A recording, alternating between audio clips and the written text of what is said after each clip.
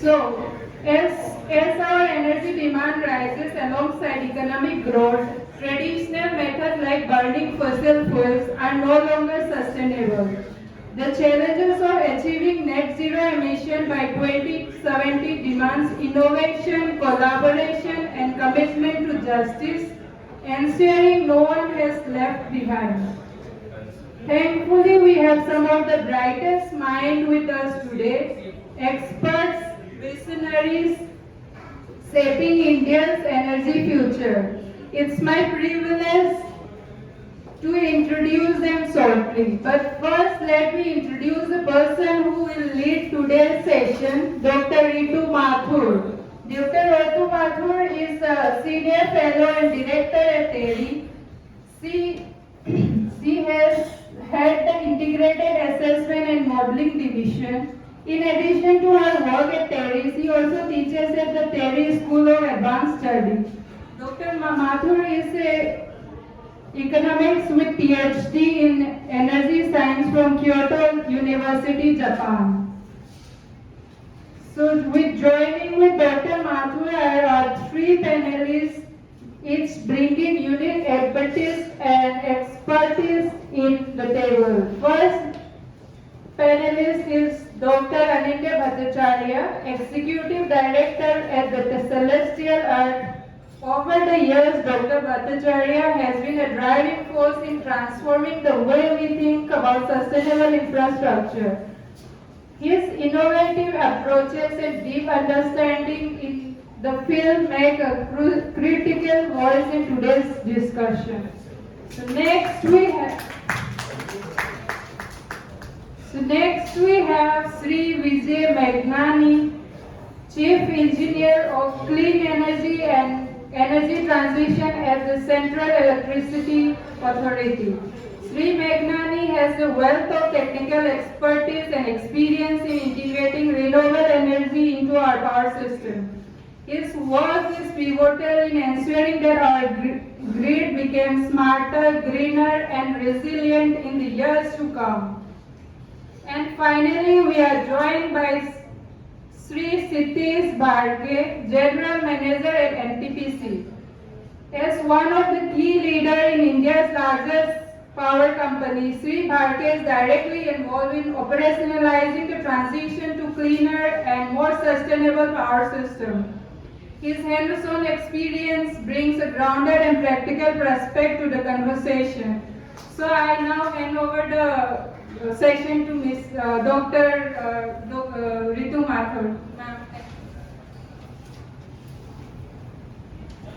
Thank you. I think first of all, I would like to appreciate that we are invited to this very important discussion, and congratulations to Celestial as well. In this session, we are basically focusing on net zero and just transition. But given that overall we are talking about also the adaptation side, it becomes extremely important to see how the adaptation side is mainstreamed into our discussions when we are talking about net zero or just transition as well. So the purpose here of today's session is really to evaluate and to assess the importance of adaptation and resilience to climate change as an important and integral part of net zero and just transition. And if we are looking only at mitigation-led development, then possibly we are likely to have some skewed kind of thinking in terms of what kind of policies we make or what kind of steps we take forward. But if we are able to already bring in some of the discussions in terms of the likely impacts and damages due to climate change and look at this as an overall development and overall resilience building process as well, it's likely to hold the country in better stead.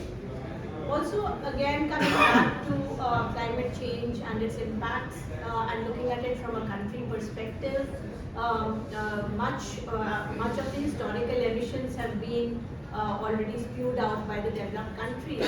And while we may, therefore feel that we are facing the brunt of it, it's also important to be part of the solution in terms of seeing that the damage does not become greater, but at the same time look at how can we simultaneously build up the resilience of our communities, of our infrastructure, of our energy systems, and of our economy at large.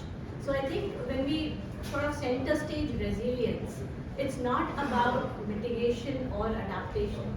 It's about all of them together. And that is where I think in this session, I would really like to start seeing how our panelists think about this integration and how we can start thinking about mainstreaming the adaptation component into our mitigation activities. So without much ado, I would start off with the panel, and the first question that I would like to pose is in terms of trying to understand the role of adaptation in the Indian country context, but also placing this in terms of where it sits in the discussions on net zero transition, where it sits in the space of just transitions, because that is where much of the policy discussions and the talk about choices which different sectors are making are being discussed. So can I first start with Anindya in terms of placing your contextualization of adaptation in net zero living? Thank you. Thank you, Ritu. And I think this is when we structured this session. One of our major idea was that, and that we have already gathered through the process of our research and work for last several years. We found that the mitigation is quite often cross-cutting the adaptation needs and the requirement. So we started investigating that what could be the the evidence that can be put forward to see that adaptation cannot be seen independently or mitigation cannot be seen independently. So that evidence we found in our recent work that we have been doing with 2 states in India, and there actually the whole idea brought in front of our eyes, that we found the actual evidence that the adaptation and the mitigation has a linkage. So let me just elaborate on that front, because that adaptation, the mitigation part is basically, it has got a mitigation. A lot of people think that mitigation is only the do something to reduce the emissions. It is not only that, it is also having another component where you can also work on the capturing the carbon. That can also be part of the mitigation. It is not, right? So the emissions absorption as well as the so basically the absorption of the emission is also part of the mitigation. So now when we started working on that, we found that who are the natural absorber of emissions. It is basically the nature. So be it there is a either it is a terrestrial ecosystem or maybe the the blue carbon, basically the water related water ecosystem.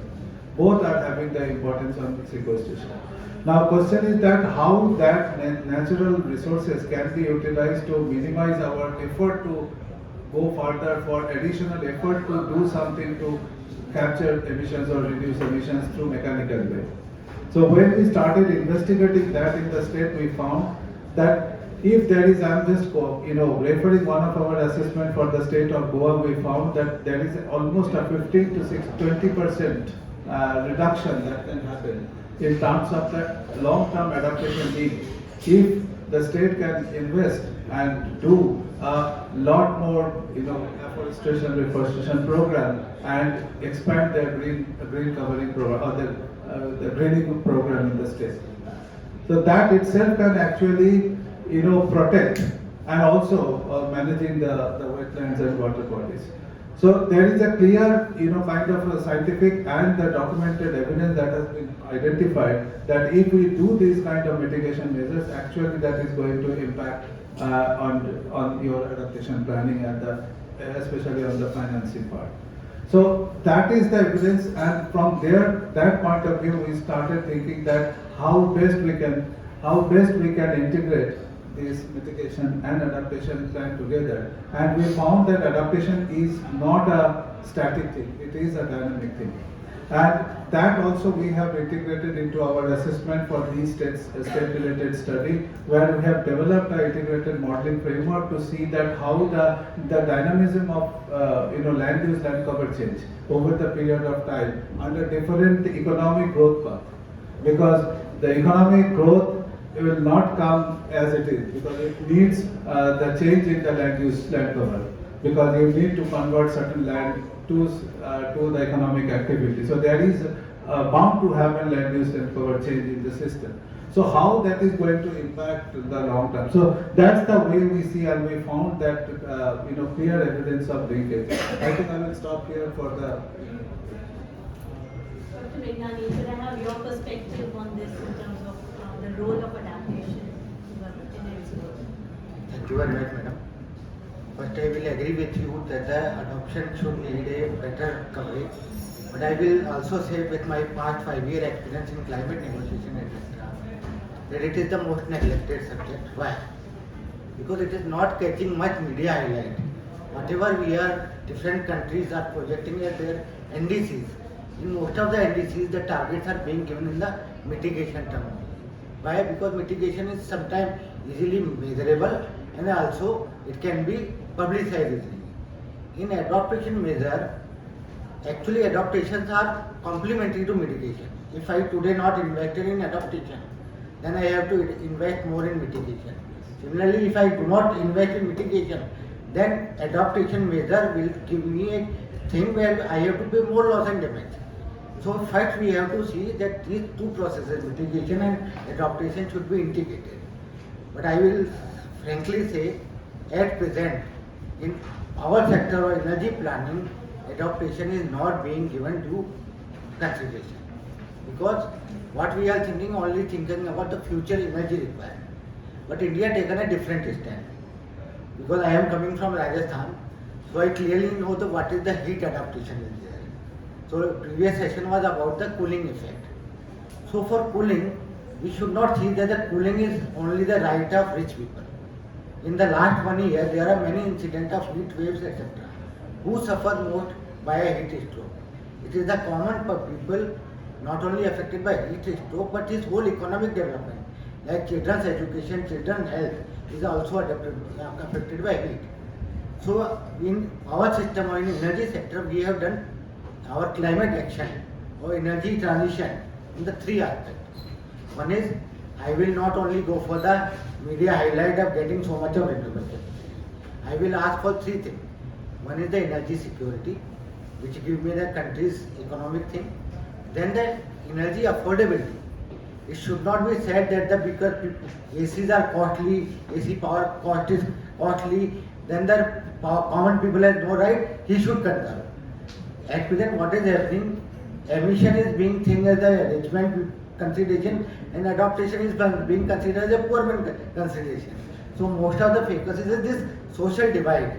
So in our planning process, we want to see first energy access should be there, it should be affordable, so that the common people down the 30-year or 50-year, I am not much interested in reaching a net zero goal where a lot of people are left behind, to whom we are not able to supply the power at affordable cost. So all our energy planning, etc. is like that. It should be development focused. It should not be only focused on the emission. So that's why we have our 2070. It is not a plain net zero target that I will reduce the emission. It is called low carbon development pathways. And what is this pathways? In my childhood, I heard a poem.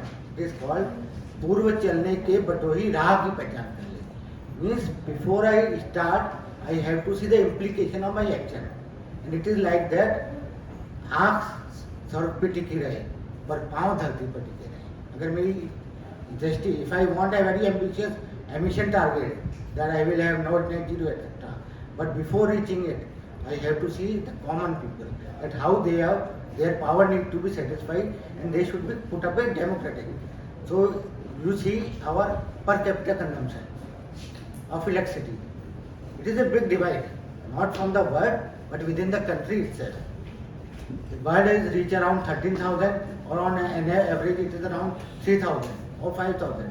But we are at 1,300. But few of our states, which we call low development states, are still at the 300 unit per year. When 300 year per unit means they cannot have any access to cooling. It is simply lightly note which are they have to give the power supply. So to make power affordable to them, we have to make our policy planning, power subsidy planning should be like that their adaptation and cooling requirement is there. In the previous session, one speaker was saying there is no constraint in the finance and technology for adaptation.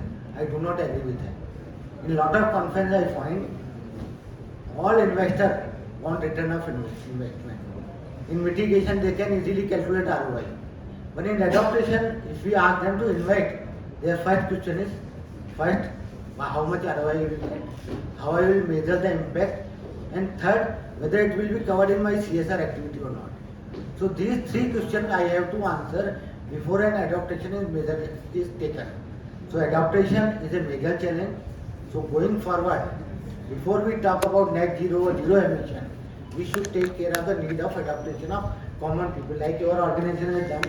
I have found that the Ramsar scheme, even a single pond, if you improve, it increase the adaptation capability of whole community.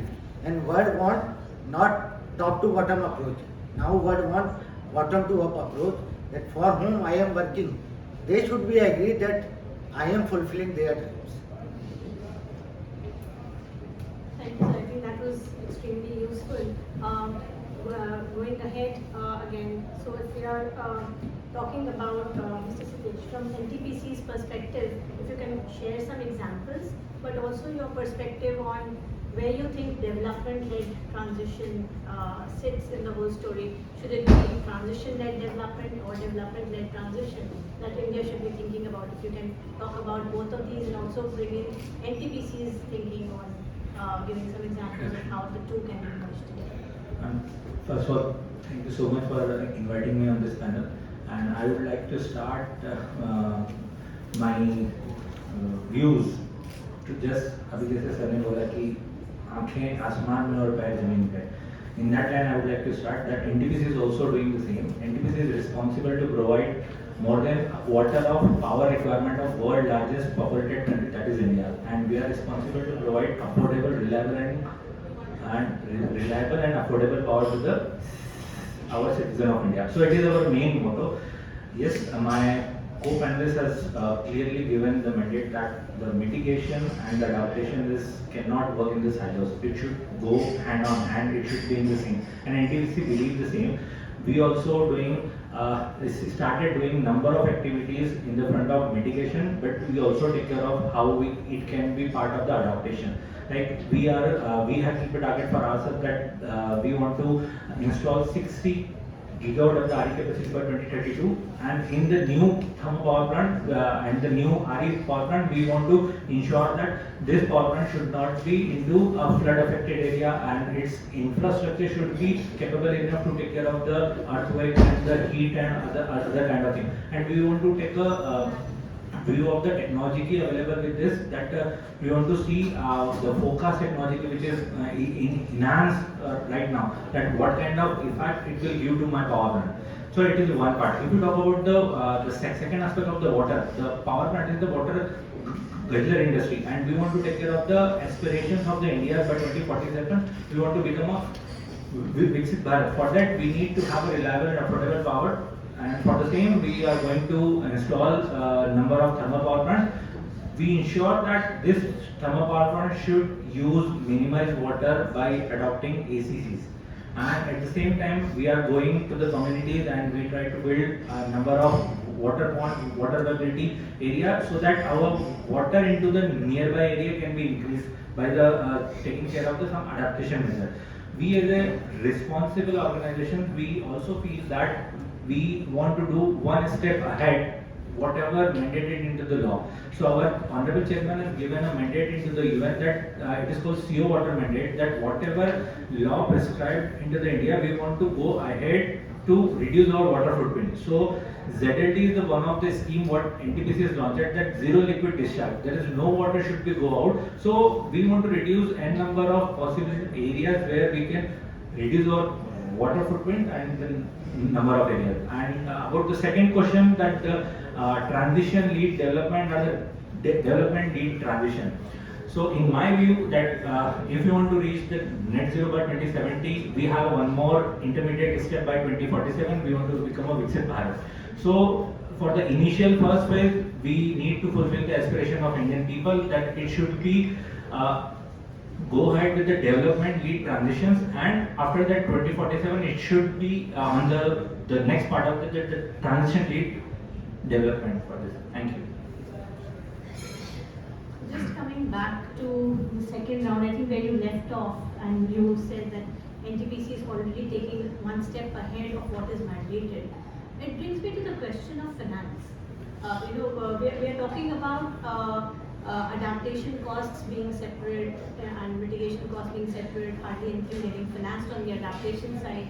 But whether you look at it from a particular corporate point of view, or you look at it as an entire industry or the economy, I think there's an additionality to the costs that will come by way of adaptation. So in the second round, I want us all to just think about explaining how must we integrate this cost, and how can we still make it affordable at one end, and the second, how do we manage the financing of this additionality? Anindya, first you. Okay. I think Ritu, this is excellent, and where Sitesh left, I think I really like this idea. I never heard it that having both sides, like the transition, development-led transition up to 47 and then transition-led development. I think this is a brilliant idea, and we should, once someone is taking the note, I think I'll ask my colleague to take down this note. I think we need to mention it. So now coming back to what Ritu is asking about the financing thing, I think this is also very important now, because if we look, so if we look at the finance separately, like, and there's the problems are coming, because there are a lot of things. The finance is a straightforward finance for the mitigation, but adaptation, it needs a lot of effort to make it more, bankable, the kind of thing. Now, if we can merge these two things, mitigation and adaptation, and make it a package, there might be the possibility that the financing could be easier even for the banking people. So in that case, that the whole package can have interlinkages between the risk, because the whole issue is the risk. Because in mitigation, you have a direct assessment of the risk, and you can quantify the risk, and that's what the finance can easily flow in. For adaptation, the risk is unknown, uncertainty is very high, that's what the finance doesn't go there. This is the simple reason, the theoretical reason. Now, if we can merge these two thing and make it a hybrid, kind of package, then I think then one component, the mitigation, can, complement the risk factor of the adaptation that is linked with that activity. And I think there is quite a big possibility that the mitigation component and adaptation component of a particular sector can be built in, even for the power sector, what I was mentioning, Vijay, that is that now a lot of discussions going on how we can protect our power assets, power sector assets. Because if there is a lot of flood happen, even the solar panels will be destroyed. So we need to do something to protect, so that the flood doesn't come. So we have to may have to build the flood protecting the walls in a low-lying area, so that during the the high sea level rise, or maybe the inundation, or maybe the flooding season, those assets are not impacted. I think these are definitely adaptation measures. Now, if these adaptation and the setting up the renewable power plants is directly a mitigation activity. Now, if these two things can be packaged into one project and gets for the ask for the financing, I think there could be a solution. Dr. Menghani? We are not aware of madam for asking 2 minutes of questions. But I will take you from my colleague. That is both is a good idea that transmission and development should go together. I will inform you that already all the international financial institute has made the plan as per suggestion of Anindya sir. That whenever a project report is reached to them for finance, they simply do not give it only on the one criteria. They have started giving a suggestion that come up with your DPR etc. with both adaptation and mitigation, considering that availability of finance for adaptation is difficult. So if in a single project, if I can bring the both benefit of adaptation and mitigation, then there is a more chance of getting the funds from international agency now. They are not giving separately just by for solar power plant, you want finance, I will give. They ask us what for the community or local community you will do and what will be the long term impact upon local community also. But before going, I will give you just idea of what the sir was telling 2047. What is expected from 2047? And now we are sitting to here. How much growth I need in measurement for energy availability? So the demand, which is peak demand, is around 250 gigawatt at present. By 2047, by conservative mean, it will reach 700 gigawatt, means 3 times. Similarly, energy requirement, which is around 1800 BU now, will reach around 5300 billion, around 3 times. So whatever we have achieved in last 74 years, we have to achieve in next 30 years. More less than 30 years, 25 years. Then the installed capacity, which is around 450 gigawatt today, will become 2000 gigawatt by 2047. And it is a conservative estimate. Sir has also mentioned a word of Viksit Bharat. Viksit Bharat require our economy by 30 trillion, and where we are at today, 3.7 trillion. So almost 10 times growth I need, and it is tell that the electricity or energy follow the GDP. So all these are estimates are conservative. By this estimate, I will reach per capita energy consumption of around 3500. At present I am around 1405. At that time I will reach around 3300 to 3500. It will not be sufficient for a aspiring developed country. So to become developed country, I have to increase it by at least 1500. So around 5000 units per capita I have to reach. This cannot be reached only by mitigation. I have to arrange better cooling, better energy, better transport, and that transport should be focused on public transport. Adaptation is not like only that I will freeze a flood. All the infrastructure, even the power sector infrastructure, what I say, are facing the disaster. And this disaster has the power of capability of getting power for a whole community or for many days. Like you have seen in some countries or some locations, that by a single incident, around 3 days or 4 days power is not available. And it will become all the agriculture, all the loan paying capacity of the local population goes worse for years together. So unless the climate resiliency is brought in to all aspects of mitigation, our adaptation measure will not be succeed. So we are in our planning process are taking that all our infrastructure we create is not only climate resilient but is local community friendly. Recently you have seen an incident of Jaisalmer. What has happened in Jaisalmer? Suddenly water comes. 2 years ago, all our solar power plants which were installed by a single storm, all has vanished. One floating solar power project which we are installing in Madhya Pradesh, on a single day around 100 million of rupees go away due to some single incident of climate change. So in all our projects we are building resiliency so that the adaptation target is also fulfilled by every investor. In my view, if I give an input about NTPC, NTPC is a government-led organization, and the mindset of the finance people is always see the lowest part or the lowest price. So what we did, we try to engage finance people with the ESG people of the corporate sustainability group. We want to empower them to think in a different directions what we require in the mitigation and adoption part. Why it's required? Because being an Indian, that if I ask them to do this, if the finance person is not appreciating why I am doing this, then it will be create a problem. It's just between the fight between two departments. So what we did, we try to engage these two departments on the regular basis to understand each other needs. So it will be help us to move ahead, and being a very good organization, our balance sheet is capable enough to take care of any kind of adaptations part.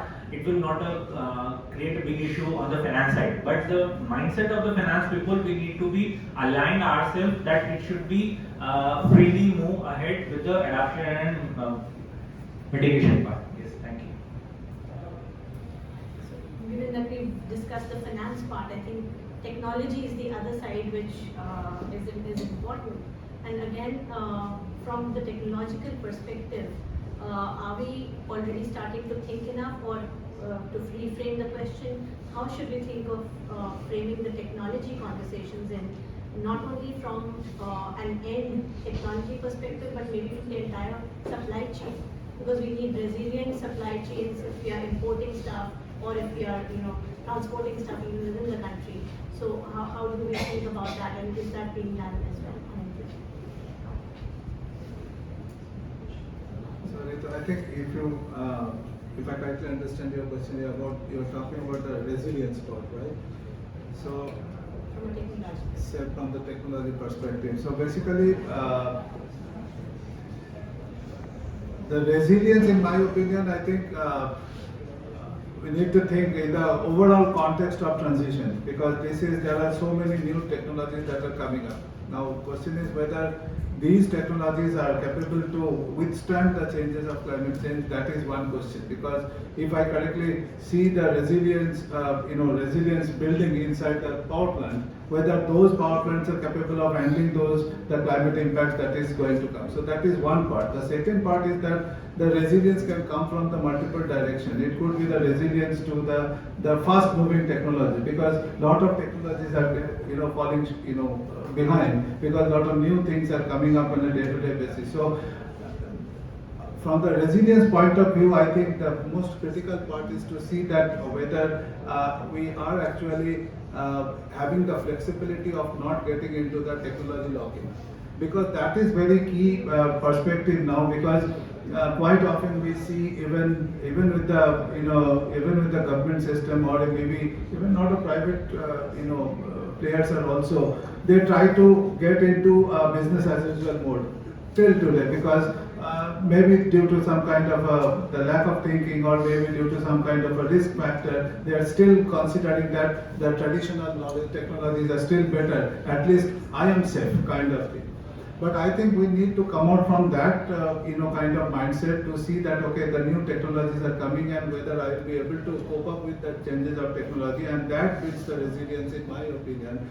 Because if you build a power plant which is there for 40 years, you are basically done. So if you think that okay, you have to think ahead of the time and to see that how the new technologies can be built into. So I can give one example right now. We are working with a lot of distribution companies, and in our next session we will be discussing on that part, because we have seen that how the resilient, because the discoms are now responsible to go forward with adopting more solar.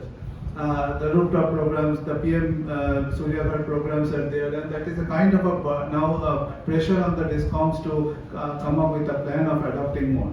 But the question is the way the whole structure and the whole system is working in their thing, because they are so rigid. They are not in a position to basically take the benefit of the new technologies like application of AI or ML, or even with the satellite images, to see that how they can upgrade their system so that they can actually fulfill their target. So I think these I see from the resilience perspective, because the change of mindset inside the system, and also keep on adopting the new technologies, and the new technologies can give them that kind of a resilience in the future. I think I try to answer this question from that perspective. Actually, a lot of people may be aware that in the Paris Agreement, developed countries have promised us that they will transfer the finance and technology to developing countries. What has actually happened, both this has not happened. And whatever expectation was there, we keep on asking and keep on begging. Now onward, we have decided that we will not depend only upon them. So far as the resilience or adaptation is considered, because we come from power sector mostly, we focus upon power sector. So in power sector, we have taken one adaptation measure called early warning system. Early warning system is the major component of adaptation in the flood prone area where our hydro projects are considered. This is only one part. But if I consider India as a whole, we have three vulnerable points. One is the coastal area. Second is our power plant, hydro power plant, where the resiliency needs to be there. And third is agriculture. Most of the adaptation need in our riverine bed is considered related to agriculture. In what is happening, the technology which is required for better weather forecasting, weather crop dealing, sir has rightly pointed out.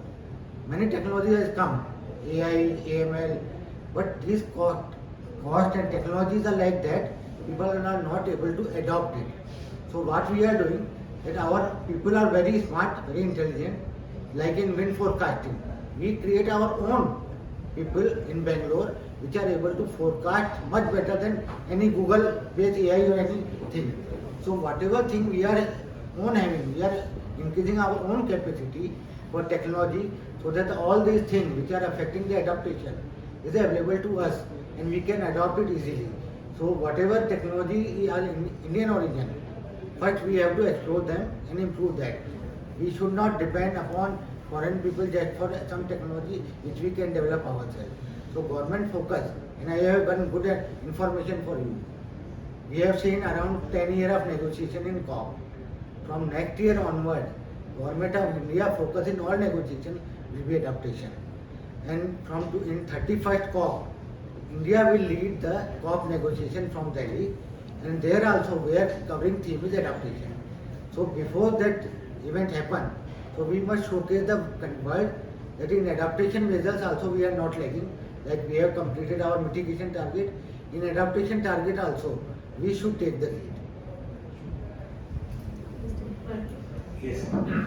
Again, on the point of NTPC and the new technology, if I say, especially related to the power sector, NTPC is large enough to share its shoulder to take care of new technology implementation part in India. If I talk about the carbon capture and utilization part, so at NTPC, one of the plant, we had already captured the carbon which is coming out of our stack.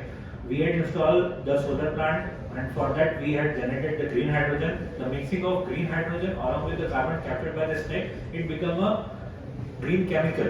It may be a methanol, it may be ethanol, it may be a you can say sustainable aviation fuel. So whatever new technology is available for our sector, we are ready to implement it, and we just want to demonstrate it that yes, it is possible and it can be economical viable to take care of the India's need. So it is just one part. If we talk about if we go 5 to 7 years back, we had started the biomass firing into our coal-based thermal power plant. So we are the pioneer into implementation of the any new technology which is available across the globe. If you talk about the floating solar, and as of now 262 megawatt of the floating solar is available with NTPC.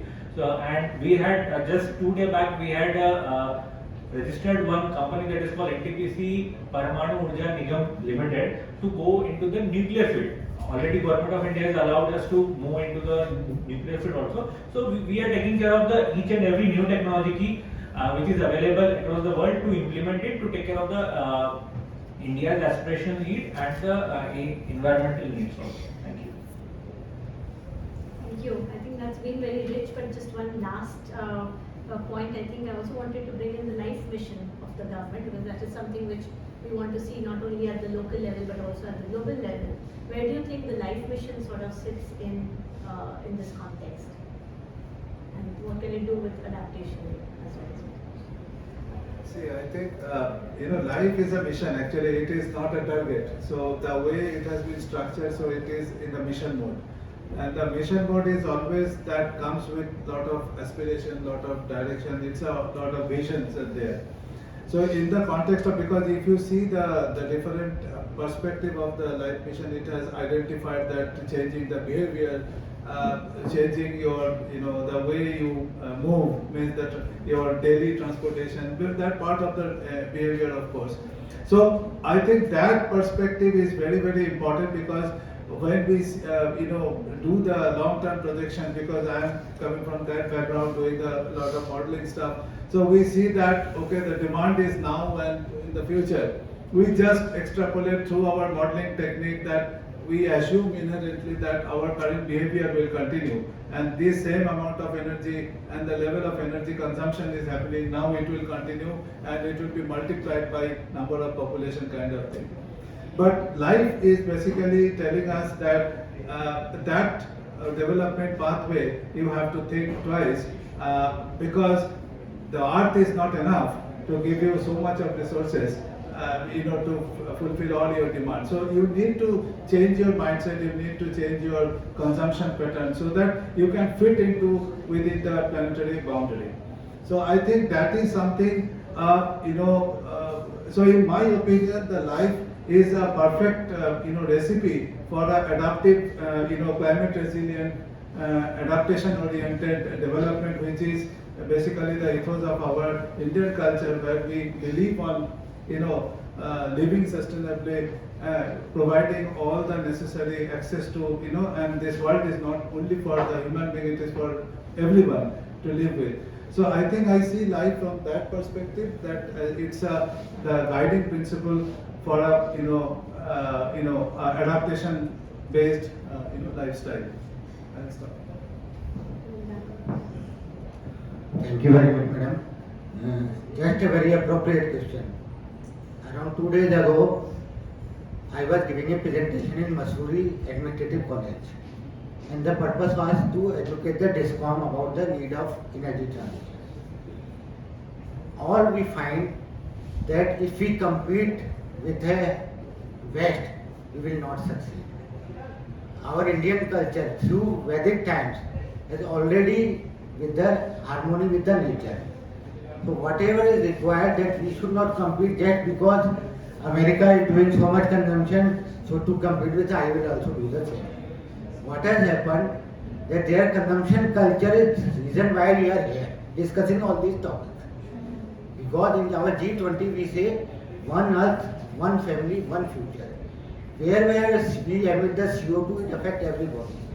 So life is both a mission and both our culture's part. So what has happened, just after declaration we forget it. I will honestly say it remain in the speeches, not come into our life.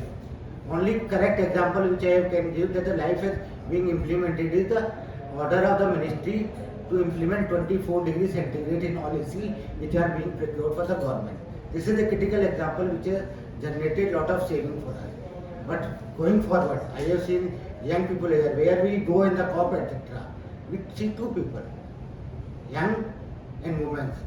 They are more aspiring for a climate conservation. But I will give them one learning, that all dreams are a very big dream. When we are dreaming, we should not go only for the success, but see the significance.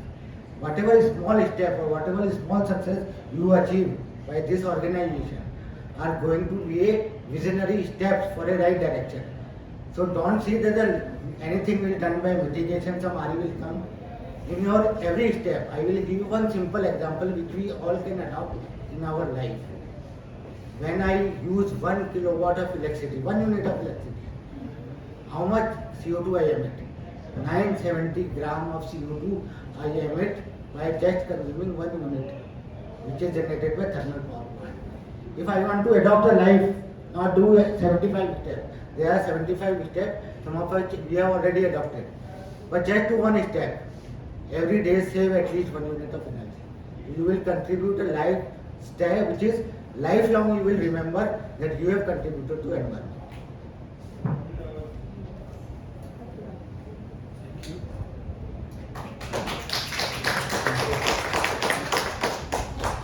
Okay, on the last part, I would like to say that I will take a point from Mr. Bhattacharya, there will be no planet B, and the point from the Mr. Menghani is that our fabric, our Vedic fabric is in such a way that we are sustainable by nature itself, and we are very close to nature. But yes, one point that life is already bring to us into our mind, that we are forgetting about n number of things what we gain in our early life, that we are very close to nature, because we are just blindly following the Western world, and in the Western world the purpose consumption is the role model for us.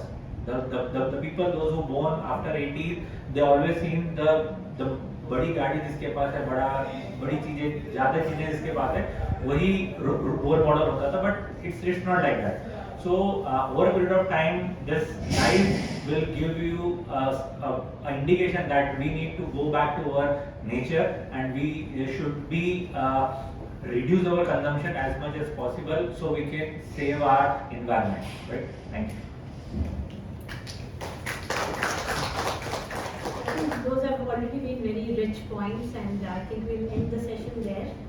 We'll open up for questions to the floor. But I think we covered a large part of things in terms of looking at technologically, already having several solutions, and much of it already being looked at in the discussions. Adaptation also being increasingly integrated, finance needing to be bundled together, and India needing to follow this unique pathway. Because I don't think we can follow what the developed world did. I think also as modelers, when we do projections, we tend to say, okay, where we will saturate, and we look at some developed country and say, this is the per capita, or this is the level. I think our aims have to be differentiated, and it has to be therefore a thinking, a planning from our context, which I would say needs to be unique to India, which needs to be in our own context, but also innovative and also very inclusive. I think if we follow those strategies, I think we'll be doing well in terms of moving and mainstreaming both the adaptation and mitigation parts. So with that, we'll end the panel, but if there are any questions from the floor, I'll take. So my question to the panelists, thank you. Yeah, my question is about green hydrogen. So what is the status now in terms of production of green hydrogen technology in India? And do we see that in next 5 years? So is there a timeline we can think of that it would be a significant mix in the energy mix, a significant component of the energy mix? Yeah, so that's basically my question. First, I think practitioner will give a reply. Okay, fine. So you had talked about the green hydrogen project in India. First of all, one thing is very clear, that the green hydrogen is not suitable for the electricity. The green hydrogen is suitable for the energy. If I'm not able, you will have to correct it. Right? NTPC, if you talk about the NTPC has demonstrated 2-3 projects with the help of green hydrogen. And thanks for bringing the right context in this particular panel discussion. First, we had implemented the green hydrogen mobility project into the highest altitude of India, that is in Leh. We had already flagged off 5 public transported buses with the help of green hydrogen. So we are generating green energy at the Leh itself. We are converting this green energy into the green hydrogen, and that green hydrogen filled into in the public transported buses, and the bus is moving from Leh to airport and airport to back. So it is one project, and another similar project will be coming to Delhi, to Agra, and similar like. The second green hydrogen project, what we did, we had blended green hydrogen into the natural gas. We have our township, it is called Kawas township, very near to Surat.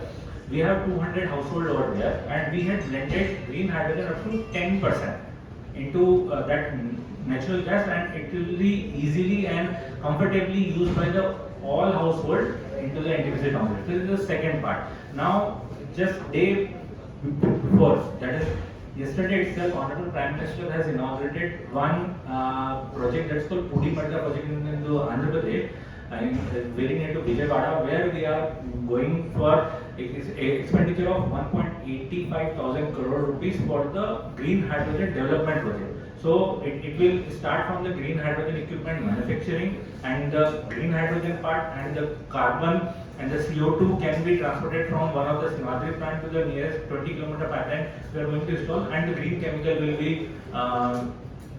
be manufactured over there to be take care of the environment needs. Thank you. What was the project? That's called Pudi Madiga. Yeah. In Andhra. Yeah. In Andhra. Even I am from government, but I will give you some realistic picture. Hydrogen has gone from one stream to another. 2 years earlier, there are a lot of seminars, etc. And when we are preparing the target for hydrogen of 5 million ton, vendors come up to us that it is a small target. We will reach around 9.4. they are ready to give in the writing. What was the assumption at that time? That we may reach around $1 cost of hydrogen. But in the last 2 years, what has happened due to commodity pricing, and when we had started implementing, it is not only the production, but the infrastructure to transfer it and export it. So certain roadblocks came, so that has been resolved through this hydrogen hub, etc. May not be 5 million ton, but at least once we started, we reach will some not in between. I will give you one example. In 2015, when we were started 175 gigawatt of RE, no one was believing because we were shifting the target from 20 gigawatt to 175 gigawatt. But people are not believing. So even after COVID, instead of 2022, we reach around in 2024 by including hydro, but at least 125 gigawatt we reach. So in the government policy, we also use a point. मंजिल मिले ना मिले मुझे इसका गम नहीं, मंजिल की जुस्तजू में मेरा कारवां तो है. So once we have a higher target, we reach at least halfway or 2/3 way. So it will be reached. So we ensure, because Green 2 has a good plan, lot of ACME etc. has good collaboration with Qatar. So at least 2.5 to 3 MMT will be there by 2030. It will be realistic. All the bids of tranches of different national hydrogen policy, they have been going forward and forward, and they're not finalizing at all. Like I've been following it, and the policy is haywire, and it's not. I will give you two suggestions. Central Electricity Authority has already created the transmission connectivity plan for all hubs. So we are not planning in the dark. So from these three hub transmission line infrastructure, we are also building. One important utilization of hydrogen is hard to abate industry. And what is hydrogen industry is seeking? Some compulsory procurement target by our steel and aluminum industry. But whenever a discussion starts in the ministry, what has happened? We have some development goal, and another is the energy cleanness goal. We do not want to become uncompetitive by using a step which is negative to my industry, because both these commodities like aluminum, steel are linked with the London Metal Exchange.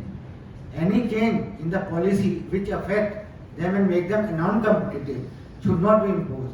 But be sure within 1 or 2 years, some small target for fertilizer, refinery, steel will come. How it will come? We are coming with the carbon credit market. They will incentivize to use green energy, and for that they will be compensated in some form of another using carbon credit.